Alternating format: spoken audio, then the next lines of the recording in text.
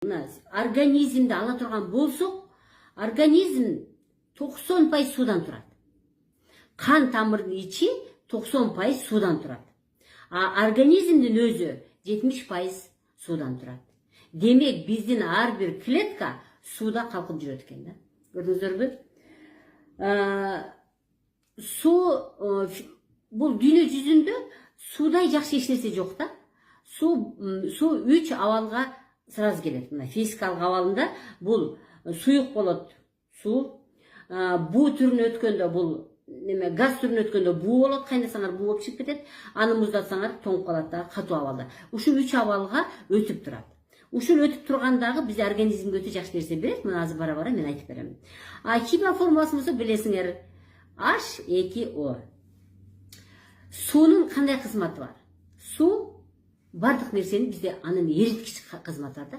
Бардық нәрсені ерітеді дағы, анан кейін қан тамыры менен әрбір клеткабызға жеткіріп береді.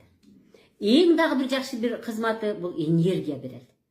Мына электростанцияларда су іштеп энергия шығады. Ошо сияқты біздің клеткада, мен мұрынқысында бір жол бір сіздерге айтып кеткем, лизосом деген органелла бар деп. Дағы бір органелланың аты митохондрия. Ошо клетканың içinde бір бөлік, бір қызмат қыла тұрған нәрсе да, зат. Ушул митохондрия су боло тұрған болса, бізге энергия шығарды.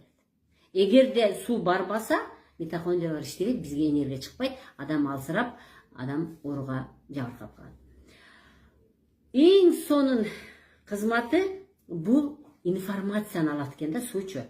Аны да қазір айтып беремін. Жана еске тұту деген қызматы бар екен, көрдіңіздер бе? Информацияны қабыл алуысы, мына сіз суға біресе сөйлесеңіз, ошоны қабыл алады екен. Жақсы сөйлесеңіз, жақсы сөзді, жаман сөйлесеңіз, жаман сөзді. Мұны бізге оқымышылар уже доказать етіп қойған. Сусыз клеткада бір де реакция жүрбейді. Су болады, анан реакция жүреді. Қан тамырда, егер де қан тамырдың içinde су азайып кете тұрған болса, қандың элементтері, бұлар эритроцит, тромбоцит, лейкоцит, ушулар бір-біріне жабышып қалады. Егер де қан сұйық болса, әрбір элемент жақсы жүреді. Аны мен мұрында көрсеткенмін. Мына дағы көріп алыңыздар. Қараңыздар. Мұнығы әрбір бөлік бұл эритроцит. Сұйық қанда ұшында жүреді. Бұл дағы эритроцит, а бұл болса лейкоцит. Қараңыздар. Қаншалық бұлар жалғыз жүрсе, бұлар ушул әрбір элемент өзінің қызматы бар. Бізге қышқылтек апарып береді, бізге тамақ алып барып береді, қайра тамақтан ал клетка жеткіріп береді да. Анан аны клетка іштеткеннен кейін керексінде сен аны қайра ташиды.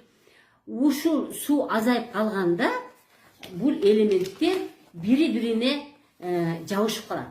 Мына нанды бышырып тұрып, бірі-біріне жабыштырып қойсаңыз қандай болып қалады? Мінеке. Көрдіңіздер бе? Мына мұны сыладыш дейді. Ошол азыр мен сізге көрсеткен жалғыз кеткен элементтер бірі-біріне жабышып қалды. Эми ойлаңыз. Сізге ошол нерсе жақсы нерсе алып барып береби? Бұл өзі бірі-бірімен мынтип жабышып атса, бірі-бірімен мынтип жабышып атса, кантип бұл бір нерсени өзүнө жабышып сізге жақсы нерсе алып барып береді? Жоқ, алып барып бербейді. Демек сіз су ішіңіз керек.